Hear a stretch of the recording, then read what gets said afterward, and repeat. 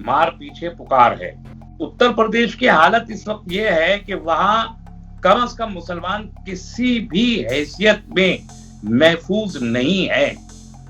कत्ल भी किए जा रहे हैं, जख्मी भी किए जा रहे हैं, गिरफ्तार भी किए जा रहे हैं और इबादत गाहें भी शहीद की जा रही है और कारोबार नहीं करने दिए जा रहे हैं। लॉकडाउन के नाम पर दूसरे नामों पे कारोबार भी। तो हर तरीके से ये योगी की सरकार उत्तर प्रदेश के मुसलमानों पर अपना जुल्म और जबर में इजाफा करती चली जा रही है।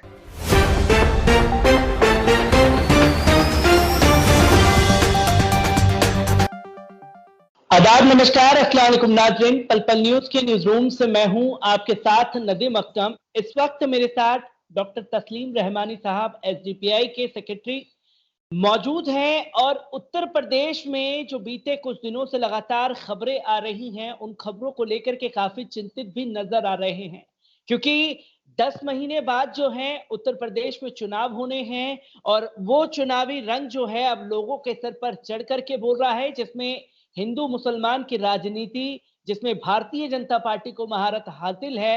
अब उसमें जो है गुंडे टारगेट करते हुए नहीं, खासतौर पर पुलिस वाले ही उनकी भूमिका अपनाकर मुसलमानों को टारगेट करते हुए नजर आ रहे हैं। और मैं सबसे पहले जानना चाहूंगा सर, जिस तरीके से बाराबंकी की एक खबर सामने आती है, 100 साल पुरानी मस्जिद को शहीद कर दिया जाता है बिना कोर्ट के ऑर्डर का इंतजार किए बिना, और ये बताने की कोशिश की जाती है कि देखिए ये मस्जिद इलीगल बनी हुई है और इस मस्जिद को जो है हम शहीद कर रहे हैं बिना नोटिस दिए। किस तरीके से देखते हैं जो मंदिर मस्जिद की राजनीति में भारतीय जनता पार्टी उलझाती है? देखिए, एक बड़ी मशहूर कहावत है, मार पीछे पुकार है। और ये कहावत पे अमल करते हैं आमतौर पे वो लोग जो ज़हनी तौर पे क्रिमिनल होते हैं, गुंडे होते हैं। गुंडा कभी नहीं सोचता कि जो हरकत वो कर रहा है उसका अंजाम क्या होगा। पहले मारो और मारने के बाद जो होगा देखा जाएगा। बाराबंकी की मस्जिद का मामला बिल्कुल इसी तरीके से है। वो शख्स जो एसडीएम है वहाँ का, ये मस्जिद उसके घर के सामने पड़ती है। तो आपने तो सुना ही है ना पहले भी कि किसी को लगता है कि साहब अजान से मेरी नींद डिस्टर्ब हो रही है, कोई कहता है कि साहब ये अजान से कान में अजीब सी बात होती है, कोई कहता है रिलीजियस पर्सनल अफेयर है तो अजान क्यों लाउड स्पीकर पे दी जा रही है, लाउड स्पीकर बंद करो। तो जब तक हिंदुस्तान में रहते हैं इस तरह की बातें करते हैं, दुबई चले जाते हैं तो फिर ऐसे ही लोग बोलते हैं साहब इससे ज्यादा तो बेहतरीन कोई म्यूजिक ही नहीं है। इसी तरह ये एसडीएम के घर के सामने मस्जिद पड़ रही थी जुमे को। वहां नमाज में बहुत बड़ी तादाद में लोग इकट्ठा होते हैं और जो मुझे मालूम हुआ कि एसडीएम साहब की गाड़ी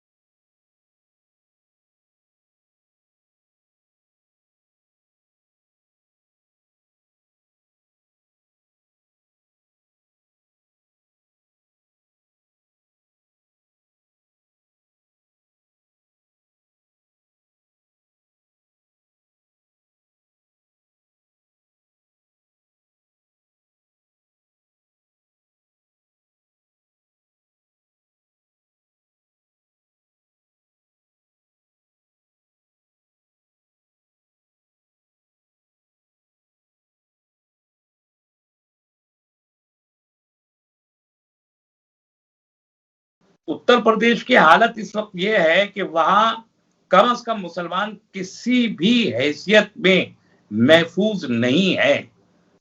कत्ल भी किए जा रहे हैं, जख्मी भी किए जा रहे हैं, गिरफ्तार भी किए जा रहे हैं और इबादत गाहें भी शहीद की जा रही है और कारोबार नहीं करने दिए जा रहे हैं।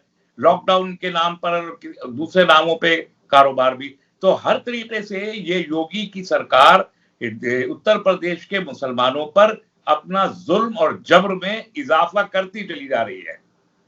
ये बंगाल के इलेक्शन खत्म होने के बाद, पंचायत के इलेक्शन खत्म होने के बाद ये फासिस्ट गवर्नमेंट और ज्यादा फ्रस्ट्रेशन का शिकार हुई है। और अब 10 महीने बाद आपने कहा इलेक्शन होना है, तो इलेक्शन जीतने के लिए उनके पास कोई भी स्ट्रेटेजी, कोई भी प्लान सिवाय इसके नहीं है कि वो हिंदू मुस्लिम की डिवाइड करें, मुसलमानों को मार मार के मजबूर करें कि वो किसी एक तरफ पोलराइज हो और हिंदू किसी दूसरी तरफ पोलराइज हो। क्योंकि इनके जो कुक्रम है सरकार के और जो कारनामे हैं इनके, पूरा उत्तर प्रदेश त्राही त्राही में गिरफ्तार है, लाशें गंगा जमुना में बह रही हैं, हर तरह से हर तरह के लोग परेशान हैं। इनको इलेक्शन, पंचायत इलेक्शन में देख लिया, बीजेपी तीसरे नंबर पे गई है पंचायत इलेक्शन में। तो इनको अपनी औकात समझ में आ गई है और इनको लग रहा है कि 2024 में जैसे मुट्ठी में रेत होती है, इस तरीके से इनकी सरकार बह जाने वाली है। इसलिए ये हिंदू मुस्लिम का वो खेल खेलना चाहते हैं और टारगेट जाहिर है मुसलमानों को ही उसमें बनाया जा रहा है, मजीद भी बनाया जाएगा। मुसलमानों को खड़ा होना पड़ेगा उसके लिए। जैसे कि सर आपने ग्राम पंचायत चुनाव की बात की, क्योंकि हमने देखा कि पहले तो ये बोला जाता है कि मुसलमान अपनी लीडरशिप जो है वो खड़ी नहीं करता, और जब मुसलमान यकीनन में अपनी लीडरशिप खड़ी करता है, ग्राम चुनाव से अगर एक कुरान हाफिज जीत करके बाहर आते हैं हिंदू मुस्लिम, क्योंकि कॉन्स्टिट्यूंसी मिक्स होती है, और वहां पर एक सौहार्द पेश करते हैं इशहाक रिजवी जो कि बरेली के प्रधान चुने गए नए, और उनकी दिन दहाड़े गोली मार करके हत्या कर दी जाती है, ताबड़तोड़ गोलियां बरसाई जाती हैं, बल्कि 200 मीटर तक जो है उन्हें दौड़ाया जाता है। तमाम चीजें जो हैं वो सोशल मीडिया से बाहर आ रही हैं। ये कैसा अपराधियों का दिलों में जो है योगी सरकार का खौफ बैठा हुआ है कि वो किसी की भी हत्या करने से बाज नहीं आ रहे हैं। किस तरीके से देखते हैं इशहाक रिजवी का जो मर्डर किया गया है?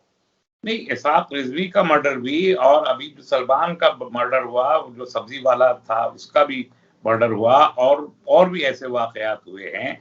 ये सारे के सारे वाकयात एक ही कड़ी है। देखिए, पंचायत इलेक्शन में 30% के करीब मुख्तलिफ लेवल पे ग्राम प्रधान भी, पंचायत का मेंबर भी, बीडीसी भी और इसके आपके जिला पंचायत के मेंबर भी 30% से ज्यादा मुसलमान जीत के आए हैं। और आपने जहां हम कारी साहब की बात कर रहे हैं, हाफिज साहब की, वहीं अयोध्या के गांव में, एक हिंदू गांव में एक मुसलमान भी जीत के आ गए, वो भी मौलवी साहब हैं। तो लोगों का एतबार इन पॉलिटिकल लोगों के ऊपर से कम होके मुकाबली लोगों का उन गैर जानिबदार लोगों की तरफ बढ़ा है, जिनसे उम्मीद करते हैं कि ये कोई डेवलपमेंट का काम करेंगे और हिंदू मुस्लिम की राजनीति नहीं करेंगे। इसके नतीजे में 30% से ज्यादा लोग पंचायतों में मुसलमान जीत के आए हैं, जो एक रिकॉर्ड भी है। और ये इम्पार्शियल लोग हैं ज्यादातर जो जीत के आए हैं। उससे खौफजदा होके एक दो केसेस करके बताना चाहते हैं कि ऐसे जीतने वालों को हम सबक सिखा देंगे, हम उनको काम नहीं करने देंगे। अगर जीत भी जाओगे तो हम काम नहीं करने दें, कुछ को मार डालेंगे, कुछ को जेल में भेज दे, जेल में भी भेज रहे हैं ना, कुछ को जेल को में भेज देंगे, कुछ को मार डालेंगे, कुछ को जेल में मार डालेंगे। तो ये मैसेज जनरेट करना है, और ये वक्त है कि हिम्मत के साथ लोग खड़े रहें और मुकाबला करें। यही वोट से मुकाबला करने में इनको पसीने छूट जाएंगे। तो जो इनकी हार इनको दिखाई दे रही है, तो मुसलमानों के लिए ये जरूरी है कि वो खौफजदा ना हो। जालिम की उम्र कोई ज्यादा नहीं होती। मैंने कल भी कहा कि इस मुल्क को आजादी दिलाने के लिए ब्रिटिशर्स के खिलाफ जो पहली अपराइजिंग हुई वो इसी उत्तर प्रदेश से हुई थी। उत्तर प्रदेश के लोग बहुत देर तक जुल्म बर्दाश्त करने के आदी कभी नहीं रहे, हजारों साल की तारीख में। तो योगी आदित्यनाथ को ये समझना चाहिए कि गुंडागर्दी का राज बहुत देर तक नहीं चल पाता, उसकी कोई उम्र नहीं होती है।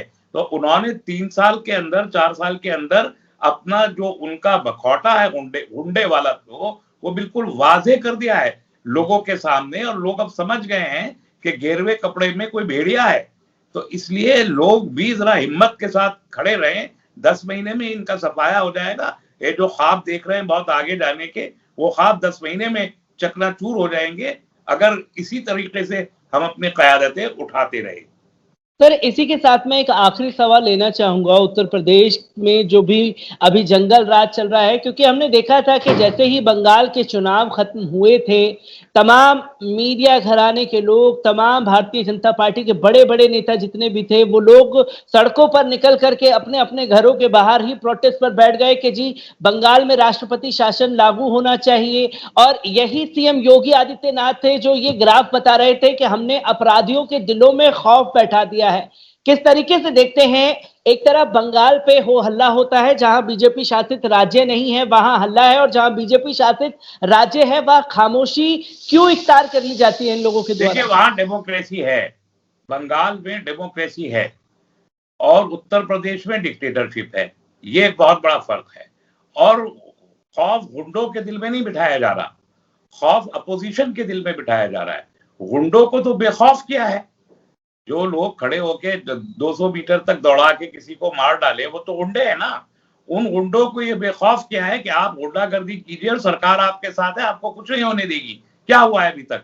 भी एसडीएम जो है मस्जिद शहीद करवा रहा है, गुंडे लोगों को कत्ल कर रहे हैं, पुलिस उठा के बेकसूरों को जेल में डाल रही है। फलस्तीन पे एक साहब ने पोस्ट डाल दी तो उठा के जेल में डाल दिया। तो इसका मतलब ये है कि डेमोक्रेसी को आप किसी सूरत चलने नहीं देना चाहते। और ये बात अदालतों ने भी कही, हाई कोर्ट ने, यहाँ सुप्रीम कोर्ट ने कहा कि उत्तर प्रदेश तो राम भरोसे चल रहा है, क्योंकि जिस तरीके की इन्होंने इंस्ट्रक्शन दी कि कोविड को लेके कोई भी आदमी कोई पोस्ट नहीं डालेगा, कोई कंप्लेंट नहीं करेगा। अरे भाई, जिसको शिकायत है वो कंप्लेंट ना करे। आपने चिताओं को जलाने का इंतजाम नहीं किया, लोगों ने गंगा में बहानी शुरू कर दी। अब आपने गंगा के ऊपर भी पहरा बिठा दिया, दरियाओं के ऊपर पुलिस का पहरा बिठा दिया। तो आप हर शख्स के ऊपर या तो पहरा बिठा रहे हैं या उसको गिरफ्तार कर रहे हैं, उनकी तस्वीरें आप चौराहों पे लगा रहे हैं, उनकी जायदादें जब्त कर रहे हैं, उस पे बुलडोजर चलवा रहे हैं। ये सारे काम ये बता रहे हैं कि आपको डेमोक्रेसी में यकीन नहीं है। एक डिक्टेटर की हैसियत से, एक जालिम की हैसियत से आप सरकार इस हद तक जुल्म कर रहे हैं कि अदालत को, मुल्क की सबसे बड़ी अदालत को ये कहना पड़ गया कि साहब आपके यहाँ तो सब राम भरोसे चल रहा है। और ये राम भरोसे इन्वर्टेड कॉमास में है, इसलिए कि रामचंद्र जी के नाम पर ही उत्तर प्रदेश में सरकार बनती बिगड़ती रही है पिछले दिनों। अब शायद उसमें फर्क आएगा। तो राम जी का नाम इस्तेमाल करते रहे हैं अपने जुल्म को बढ़ाने के लिए। तो इसलिए कोर्ट ने भी कहा कि आप तो राम भरोसे हैं। तो राम भरोसे तो बहुत देर नहीं चल सकती ना कोई चीज। राम जी होते सामने तब भी राम भरोसे कुछ चल जाता है। ये तो राम जी भी नहीं ना, ये तो रावण भरोसे इस वक्त हुआ है पूरा का पूरा उत्तर प्रदेश।